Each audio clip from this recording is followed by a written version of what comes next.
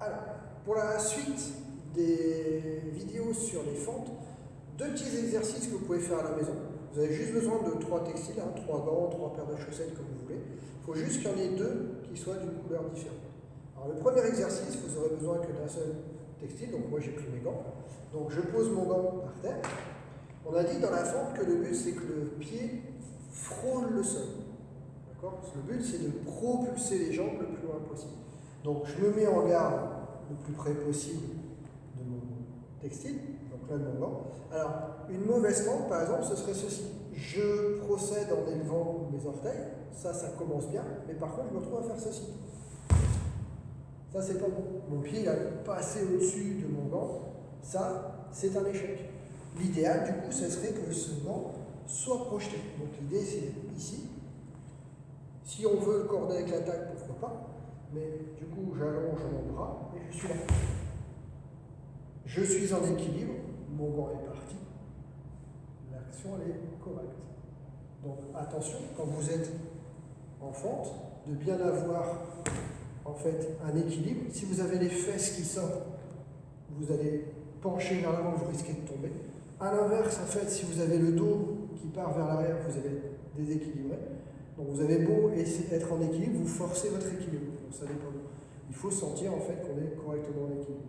Un moyen pour le deviner, de toute façon, c'est simple, c'est de faire ce retour en garde en une seule fois. S'il vous faut plusieurs solutions, plusieurs gestes pour le regard, le geste sera un peu long. Alors deuxième petit éducatif qu'on peut mettre en place avec la mécanique de la fente. Comme je disais dans le premier, c'est d'avoir un textile, donc là c'était un de mes gants, là j'en ai pris 2. L'important c'est qu'ils soient tous les deux d'une couleur différente. Donc vous en posez un au sol, vous en posez un petit peu plus loin, on va dire une longueur et demie de pied plus loin, beaucoup plus. Voilà. Vous mettez en garde à hauteur du premier gant, vous faites une retraite.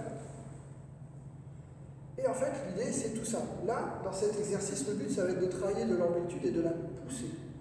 Donc au début de son exercice, on va essayer de poser son pied à hauteur de ses gants. Donc, si vous avez quelqu'un qui veut vous donner un coup de main à la maison, vous lui demandez de vous citer la couleur de la paire de chaussettes ou du gant que vous avez posé par terre, sinon vous le faites vous-même. Donc, par exemple, je suis là, je vais me dire blanc.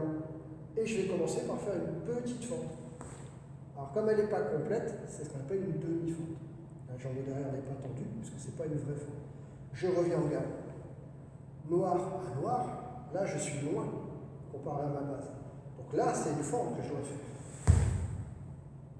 Et retour en garde, toujours en décrochant ce genou ici derrière, pour essayer de revenir le plus stable possible. Et on est là, demi-fente, je reviens, fente, je reviens, refente, je reviens, demi-fente. Si je veux le coordonner avec une attaque, je mets mon bras avant chaque mouvement. Donc, demi-fente, fente. Alors pareil, si je fais demi-fente, je n'ai pas la totalité de mon bras, puisque mon geste n'est pas fini. Ce procédé-là, c'est juste vous permettre de sentir à quelle amplitude vous pouvez aller. D'accord ? Quand vous commencez cet exercice-là, c'est aussi un petit moyen d'échauffement, pour dire de ne pas lancer les cheveux tout de suite, d'abord se chauffer un peu. Donc, moi, ce que je vous conseille, c'est d'en faire 2, 3. 1, 2, 3. Et je reviens. 1, 2, 3. Et je reviens. Essayez de garder votre fente au moins une seconde, de façon à vérifier que vous êtes bien en équilibre au niveau du bassin.